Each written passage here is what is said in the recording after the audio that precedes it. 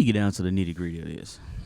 This big theory that wasn't Clark at the end that ran into Mary once she got into the Backrooms. That was Clark.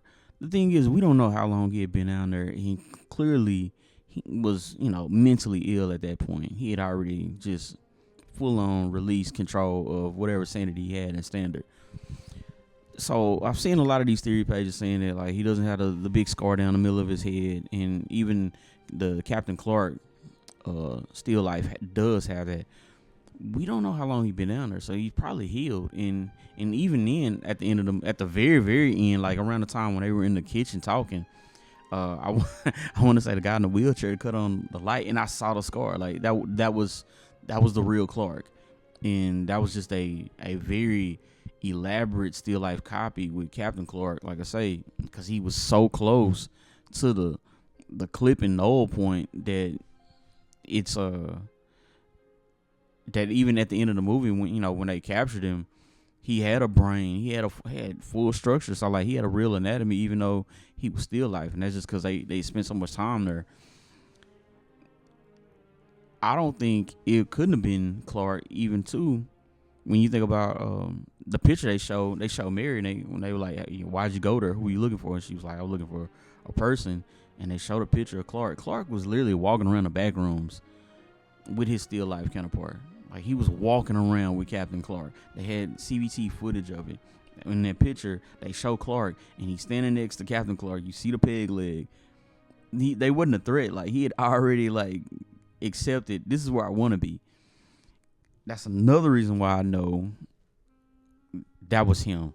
When he started to talk about the things he could do, like, oh, they don't feel, they don't say anything, they don't do anything, and you can eat them.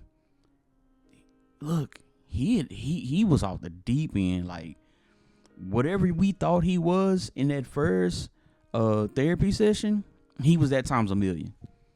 And I know for a fact he fucked his still life wife. That still life character with the red hair, yeah, that was his wife. And that's why he was like, we've been through this before. She still don't hit the light when she didn't do what he told him to do.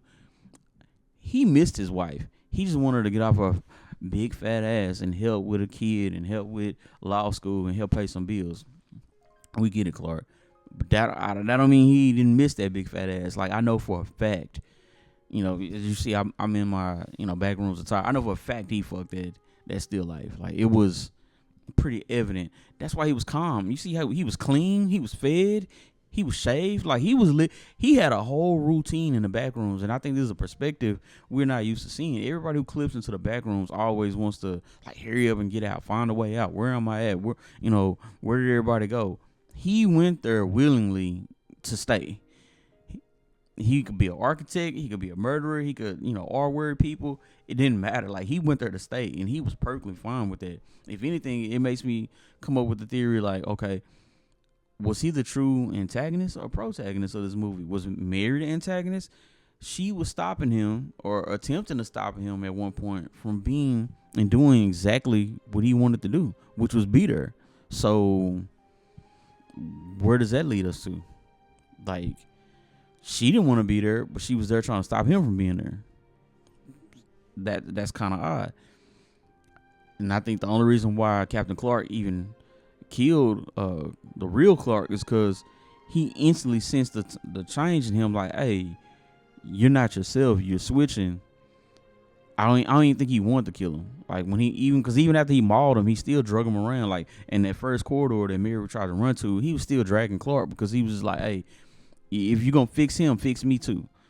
And that's when you started to see like that sympathy on Captain Clark's face. A couple of times when they got stuck and she really got a good look at him, he didn't kill her. He kind of was trying to intimidate her. Like, he loomed over her, but he didn't bite her. He didn't go in for the kill. Because even when they came and split him up after the gases hit, he could have easily got to her, but he didn't. He was whatever he was trying to vocalize, it wasn't a true threat.